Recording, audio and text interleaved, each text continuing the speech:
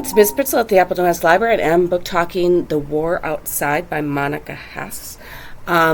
This is a book about World War II in the United States. It does deal with Japanese internment, but this is something interesting because I learned a lot about this book. So there was a camp in Texas called Crystal City, and it was for enemy aliens. So it housed Japanese, Germans, and Italians, and it was for people who were like accused of spying or something like that. So some of the things so our characters are Haruko, whose father is supposedly did or said something, and the FBI puts him in the camp.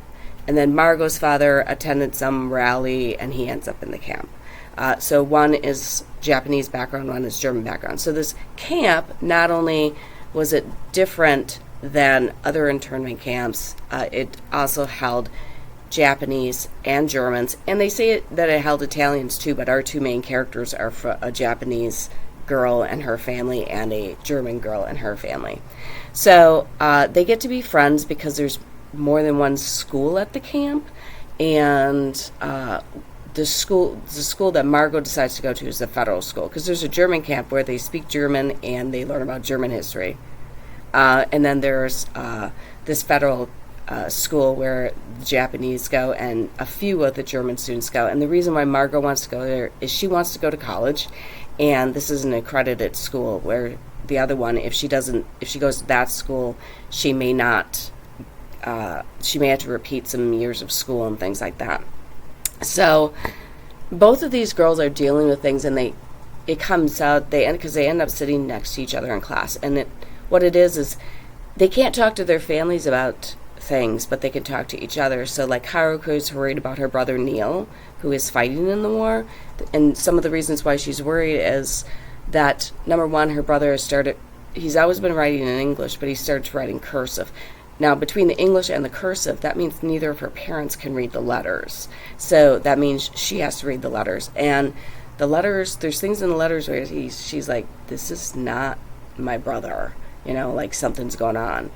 And she's also wondering why her father ended up in this camp. Like, did he really do anything? And if so, what did he do?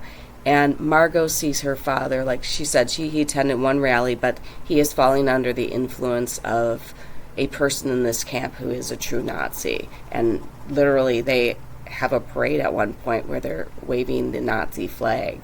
And she's very concerned about what's going on with her father, as well as her mother, who's not in great health. She's pregnant again and has had many, many miscarriages.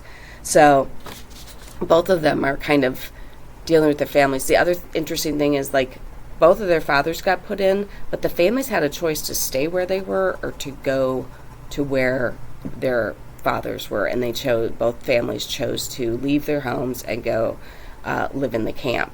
Now, this camp was better than some of the internment camps because, like, they were worried about, they were like considered Japanese prisoners, so they wanted American prisoners of war to be treated well. So they were like, oh, look, we made them a pool and we made them this, but they're still behind bars.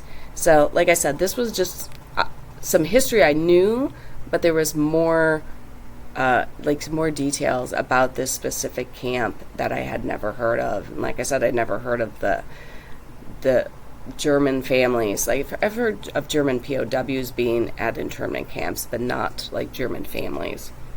So if you are a fan of historical fiction, I do recommend this. If this is not your cup of tea, I'll help you find something else. Have a fantastic day and keep on reading.